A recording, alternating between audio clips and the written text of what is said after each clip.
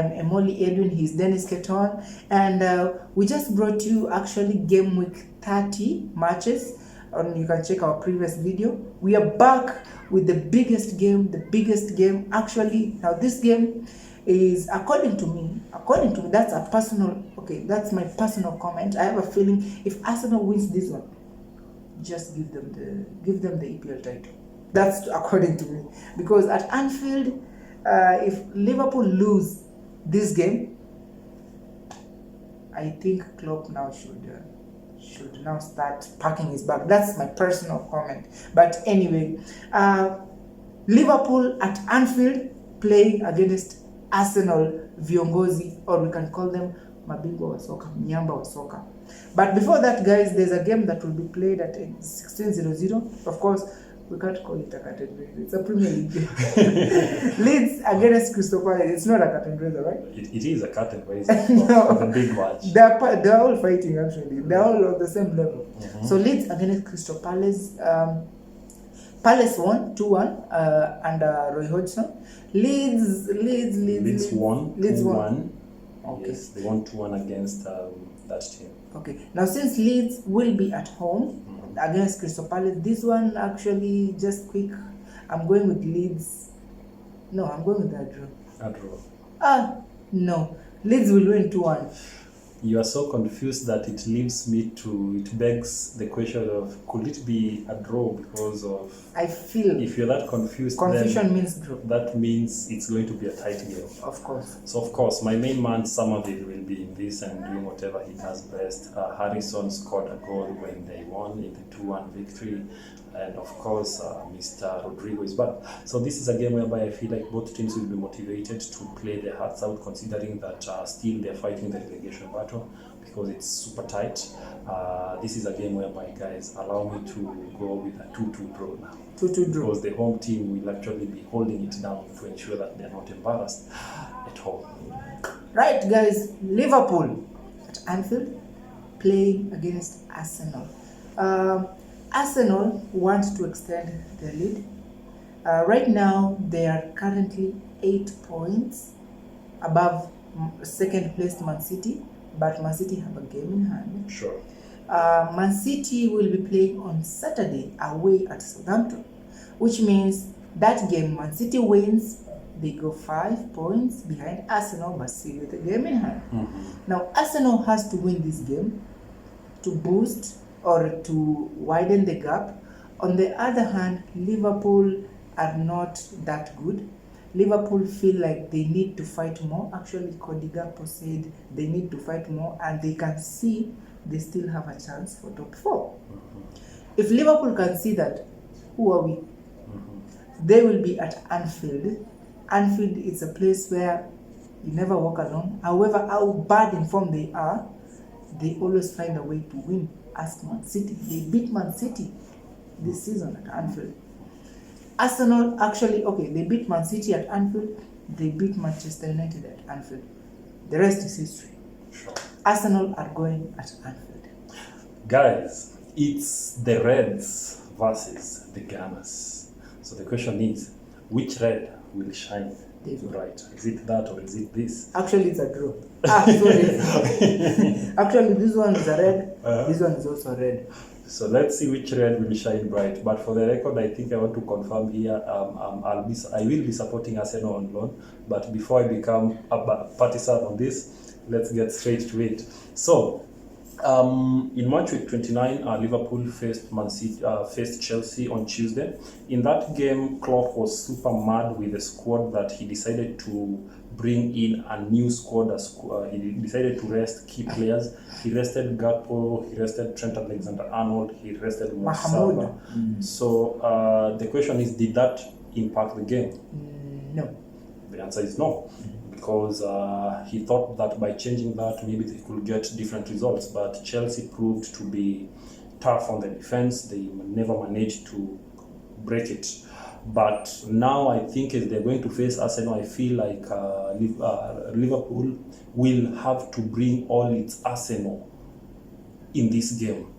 But if you're bringing your Arsenals in a game, or in a game playing a team which is called Arsenal, who have their guns in the store. And a blazer.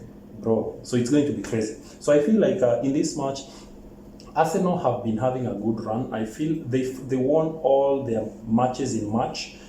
Coming to this month, they are still doing well. So as they face Liverpool, I feel like it's going to be a big game for us, and it's going to be a game which we need to be afraid of. So the only question I have for you, Paul, in which department do you think this game is going to be won? First of all, before I answer that question, Liverpool have no midfield. I'm sorry. Fabinho is there. Are you saying Fabinho is not a good midfielder? I'm saying this because the midfield has been shaky. But Not just shaky, but almost falling, because he played Fabinho, Henderson, and was it Curtis? I don't know. So they played, but still the fans feel like the midfield is the area Klopp needs to strengthen. They have been saying this actually. I've been following it up. Of course, I'm a football pundit. They have been saying this since last season. Klopp, please, we need you to strengthen our midfield, but the guy has been buying attackers. But again, you see, the issue is not just Klopp. FSG have a big role to play. First of all, they hinted that they are about to sell the club, and then came back and said, no, we are not selling the club. So they are a bit in crisis, I should say. And Klopp, of course, he came out clearly. What did he say? Klopp is so adamant. Klopp wants players, Klopp wants resources, and Klopp wants Liverpool to be revamped. Well, Arsenal going to this game.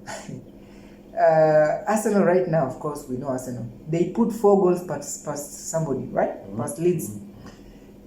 They're going into this game without the, what can I say? Without the huduma?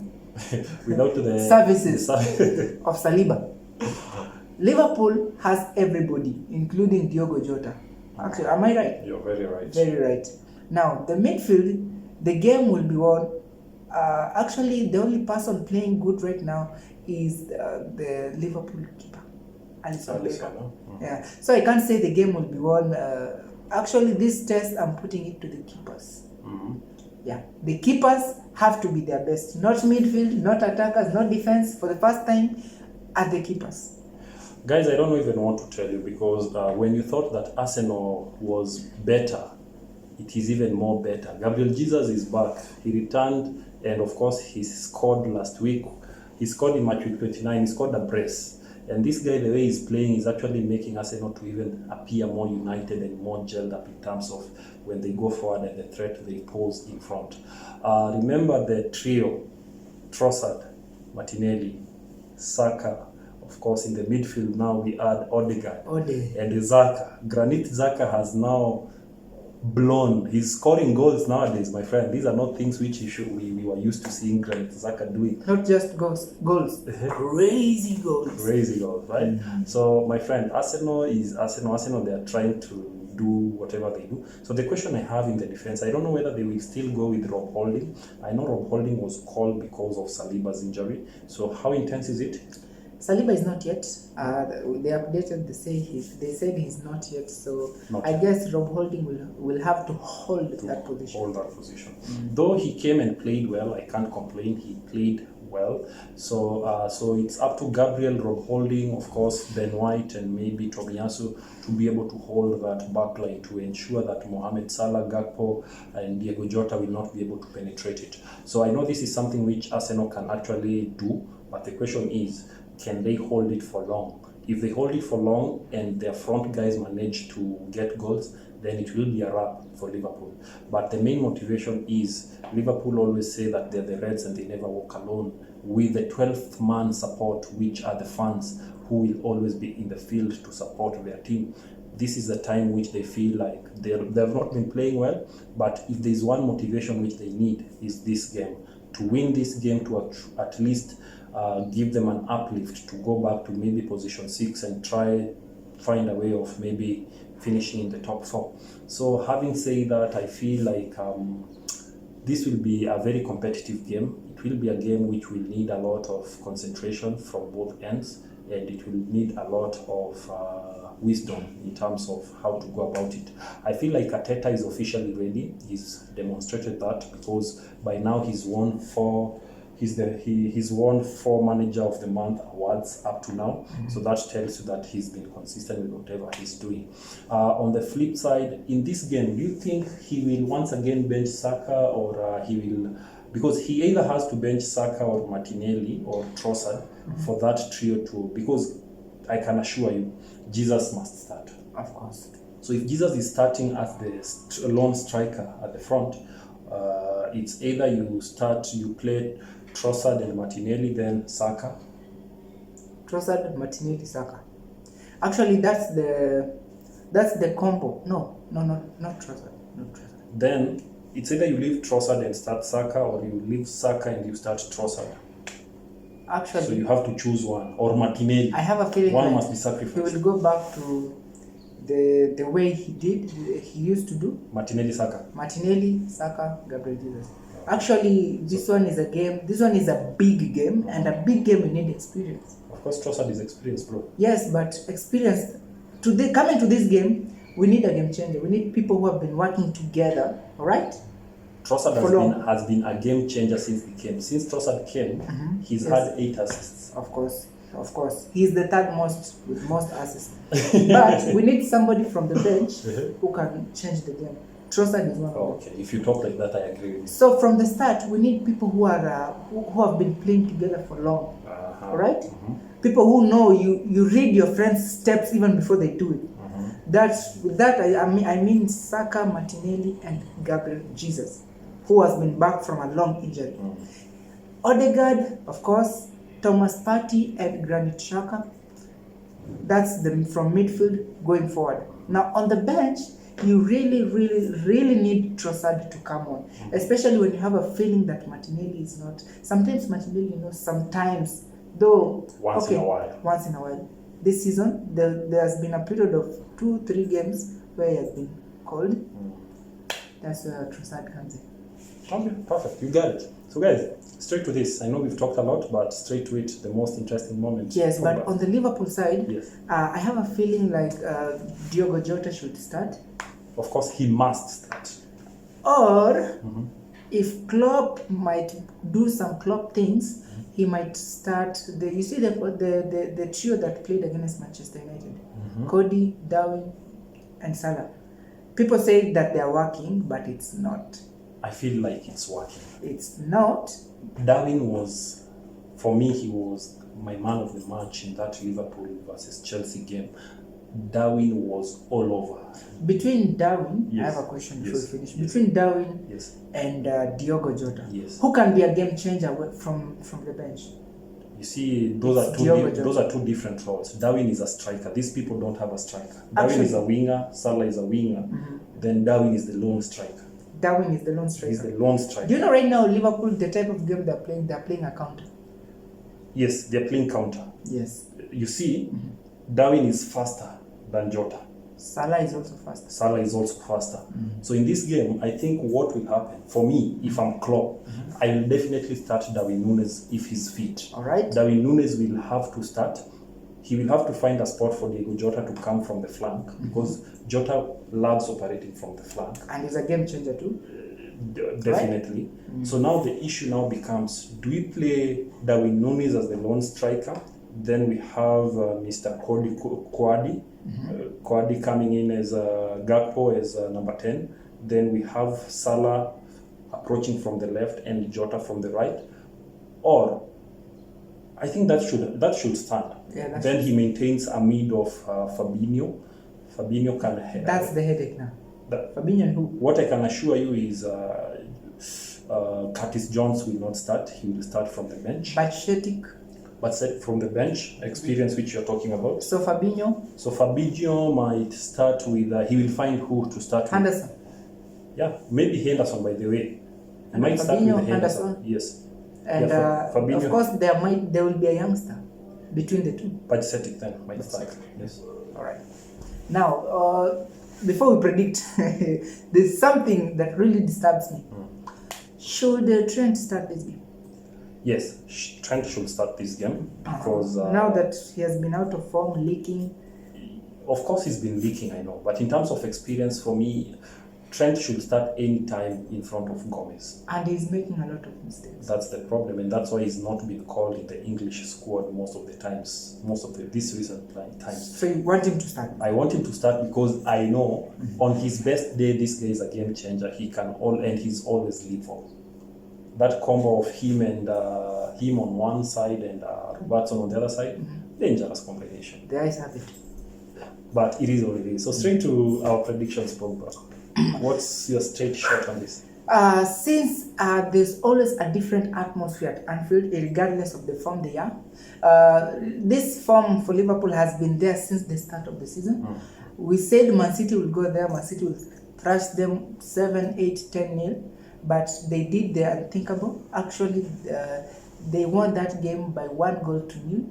They managed to do some what we call game neutralization. I don't know which type of football, but it's a club football all the way straight from Germany. This one, I feel like we might sense a first defeat for once in a while for somebody or the away team. I'm just saying it's a personal one, because at Anfield, Arsenal, they already know Liverpool are injured.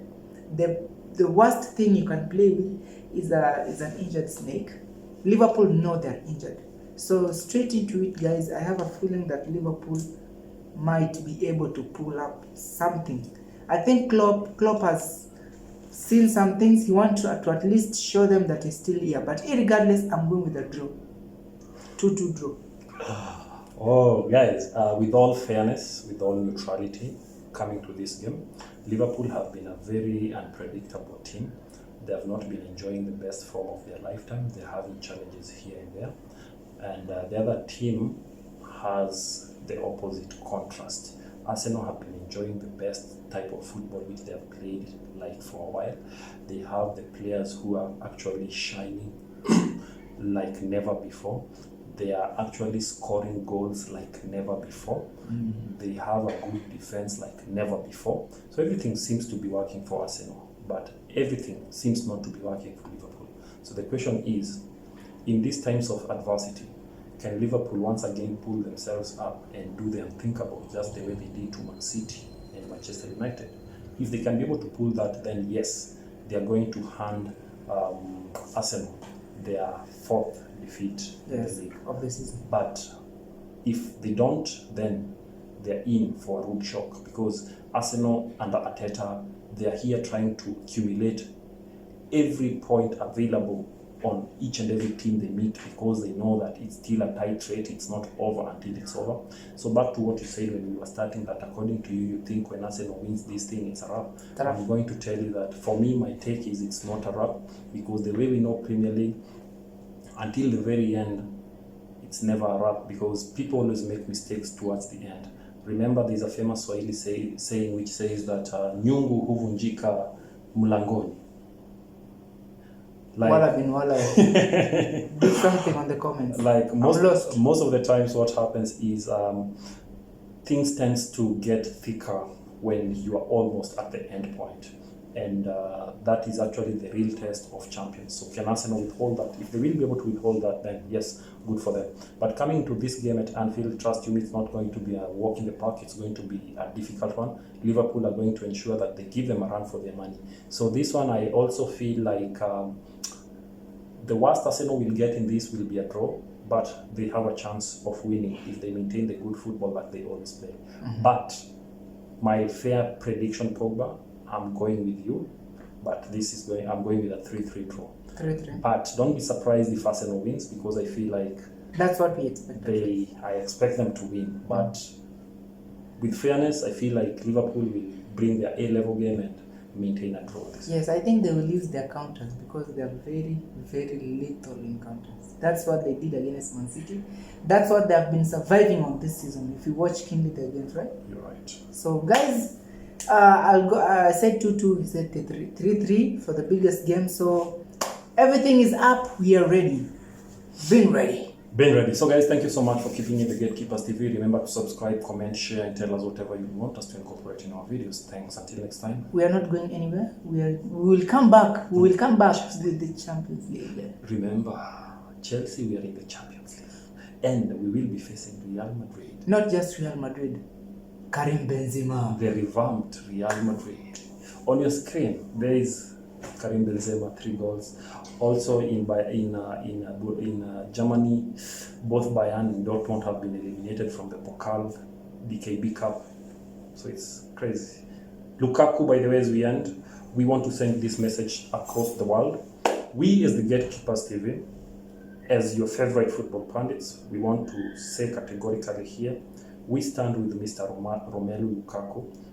We don't encourage any racial discrimination. This is something which has been continuing back and forth, especially in the Syria.